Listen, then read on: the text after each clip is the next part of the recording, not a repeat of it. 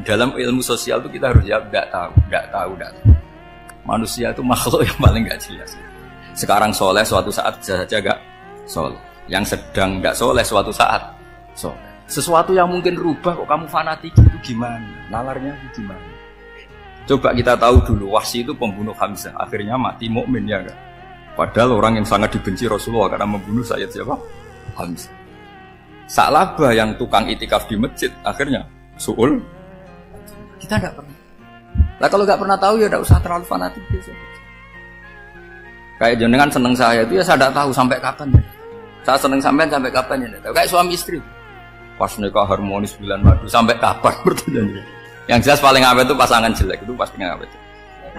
Makanya jadi guyonan. Pasangan itu jangan baik-baik gak awet, kalau jelek itu. Ternyata maksudnya cantik sama ganteng. Itu suatu saat pasti jadi jelek. Yang jelek sama jelek pasti jelek terus. Makanya jadi guyonan. Kalau pasangan jelek itu awet katanya. Tapi kalau pasangan baik, ternyata baik wajahnya itu pasti gak awet. Suatu saat pasti jelek. Tapi yang jelek awet, karena mulai dulu ya jelek sampai gitu. Awet jeleknya maksudnya bukan.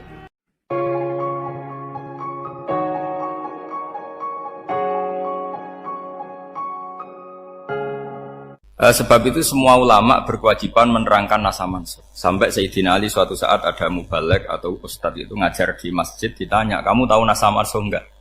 Enggak tahu. Kata Sayyidina Ali, berhenti jadi mubalek, lisensinya dicopot. Kemudian halakta wa ahlakta, kamu rusak juga merusak. Kenapa demikian? Logikanya begini, semua nabi itu kan panutan. Saya ulang lagi ya, semua nabi itu panutan. Tapi kalau kamu tidak tahu nasa mansukh, jangan-jangan kamu ikut nabi sebelum kamu yang nasahnya itu syariatnya sudah apa? Mansukhoh, sudah di nasah. Itu kayak kasus Sunda Wiwitan itu. Itu gak mau punya Nabi Muhammad karena kurang keren, kurang sepuh. Nabinya langsung Nabi Adam. Resikonya adalah beberapa aliran sesat itu, aliran yang kurang benar itu, zaman Nabi Adam kawinan otomatis sama saudaranya. Lalu masa sekarang kita membolehkan kawin sama apa? Kalau sama Nabi Adam mau tidak mau. Karena yang cowoknya ya bin Adam, putrinya binti. Lalu Allah bikin satu sunnah yang suami istri itu harus beda, yaitu satu kandungan itu melahirkan satu pasang. Dan mulai dulu memang pasangannya orang jelek itu orang cantik. Makanya agak sial itu yang perempuan-perempuan itu. Memang mulai dulu gitu, kalau cantik itu kesunatannya dapat jelek. Nanti sama-sama masuk surga. Karena yang cowoknya ibadahnya syukur, yang ceweknya sabar, itu nanti sama-sama. Nah kebetulan si Qabil itu ganteng sekali Qabil. Berpasangan dengan Labuda itu jelek gembrot, pokoknya tidak cantik. Enggak lah, kebalik. Qabil itu berpasangan sama Iklimah. Jadi Qabil ganteng, punya adik kandung namanya Iklimah itu cantik sekali. Yang Habil itu rapati apa? Berarti yang Habil apa? Ya dapati ganteng, berbarengan dengan Labuda juga dapati cantik. Nah karena tadi ya berarti Qabil bareng siapa? Iklimah, Habil, Labuda. Maka untuk kawin ini nggak boleh satu kandungan. Jadi dulu karena nggak ada perbedaan ibu bapak, mau tidak mau beda. Yang penting beda. Yaitu akhirnya apa? Qabil dapat Labuda, yang Habil dapat Iklimah karena beda kandungan. Itu sudah cukup. Nah, akhirnya kan nggak terima si Qabil. Masa orang ganteng dapat orang jelek. Jadi mulai dulu itu maunya orang ganteng ya dapat orang cantik, nggak terima. Tapi Allah ngatur seperti itu. Akhirnya terjadi percekcokan. Nah, dulu itu semuanya itu religius, sehingga ukuran percekcokannya masih religi, yaitu ya gini saja, kita ngadakan kurban, yang diterima itu yang menang. Ya ternyata dalam kompetisi itu yang menang siapa? Habil. Akhirnya Habil jadi menikahi siapa? Iklim. Kalau sekarang kompetisinya kan siapa paling kaya ya menang, lebih gampang.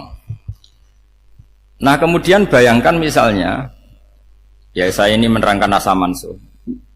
Anda Kita semua sering ngomong, sering berkoar-koar, sering menyarankan atau mewajibkan para nabi itu panutan dalam semua perilakunya.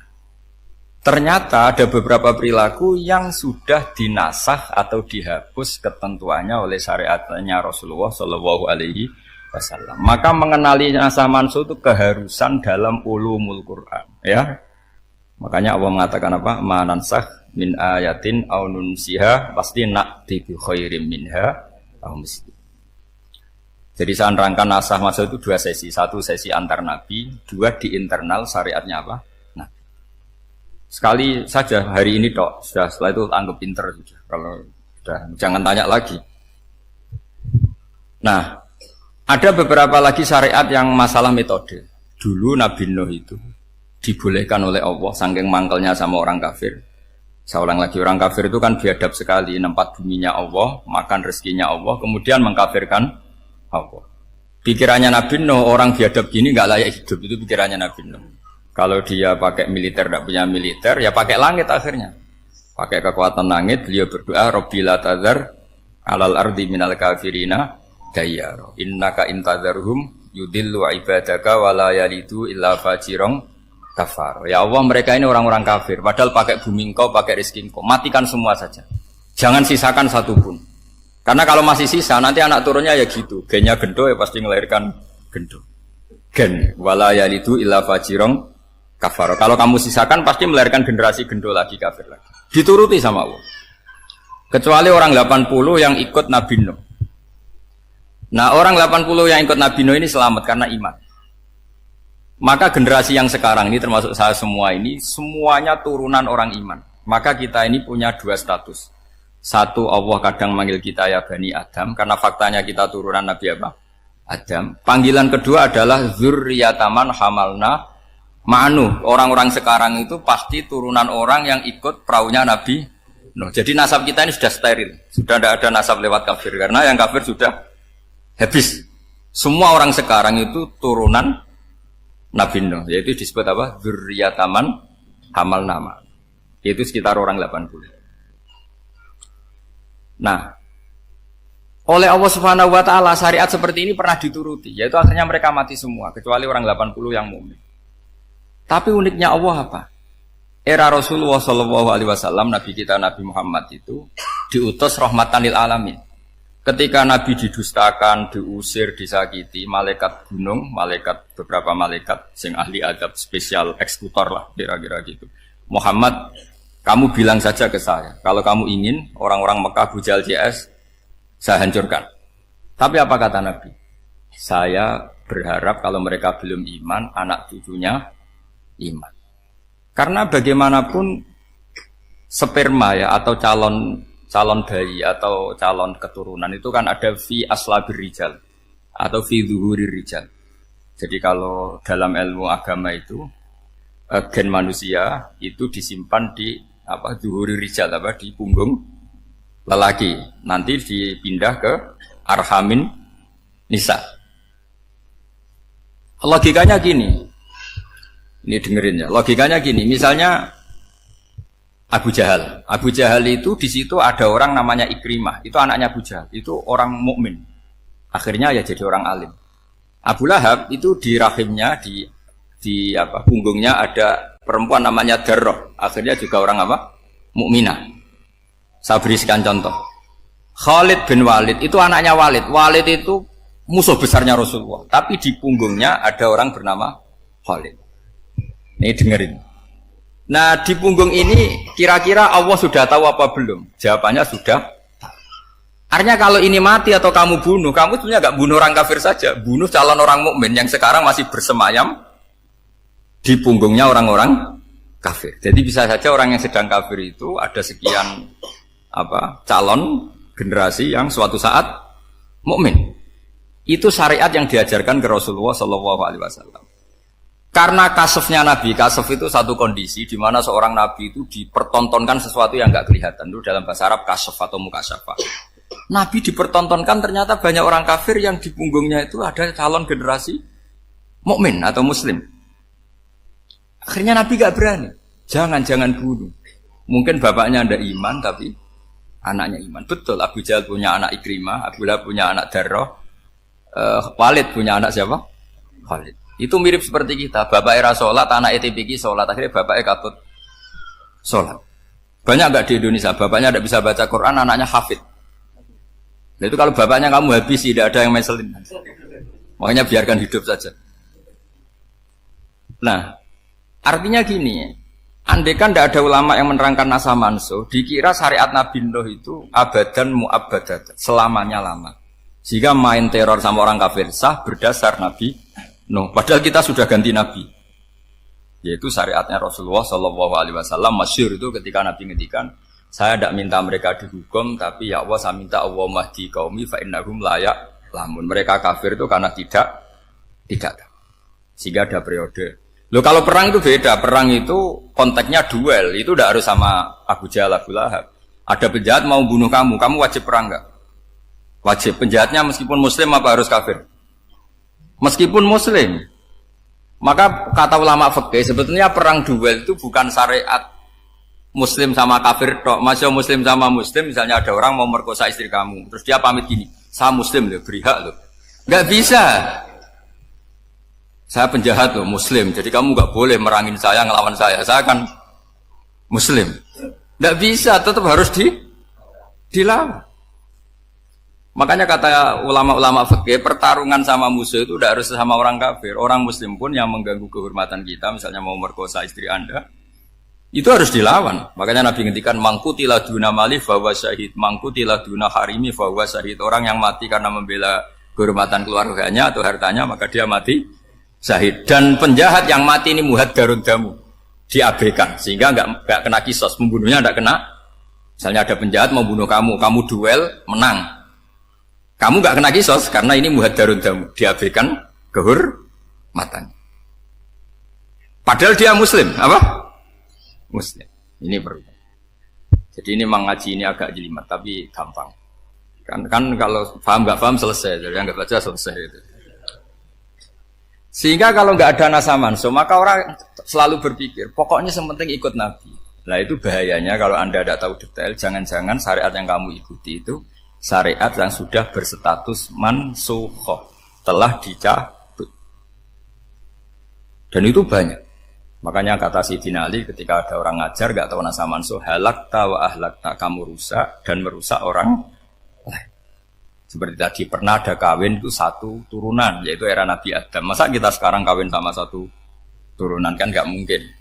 Ya kan, pernah ada membumi hanguskan orang kafir, yaitu syariatnya Nabi Nuh, itu dihapus oleh syariatnya Nabi Ibrahim dulu.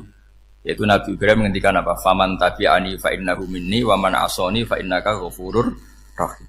Ya, kalau orang ikut saya ya Allah ya pasti golongan saya. Kalau yang masih maksiat, masih balelo, saya berharap engkau ampuni. Akhirnya banyak orang kafir tobat. Coba era Rasulullah itu semua orang kafir Mekah itu kafir. Nabi belum wafat. Itu sudah ada 114.000 mukmin semua.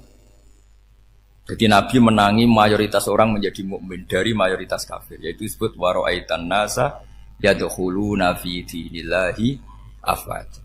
Andai kan Nabi Muhammad pakai syariatnya Nabi Nuh, bisa enggak mengislamkan orang sebanyak itu? Enggak bisa kan? Maka ini penting mengenali nasa mansuh. Jadi periode cara wong Jawa maksud no tuntas. Robila tadar itu, pasot tuntas itu, menghabisi itu habis di periode Nabi siapa?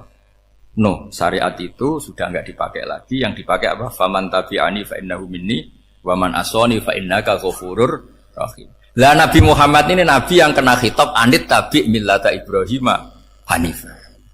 Jadi masternya Nabi Muhammad itu mentornya Nabi Ibrahim. Sehingga syariatnya ya faman tabi'ani fa innahu minni wa man asani fa innaka ghafurur rahim. Tidak syariat Rabbila tadzar alal ardi minal kafirina daya. Jelas ya. Jadi mengenali nasa mansuh itu penting sekali karena kalau ndak Anda halakta wa ahlakta, kamu merusak diri kamu sendiri juga merusak orang lain karena menfatwakan hukum yang sebetulnya sudah berstatus mansukh. Hanya berdasar itu kan syariatnya nabi-nabi dulu. Syariat yang apa?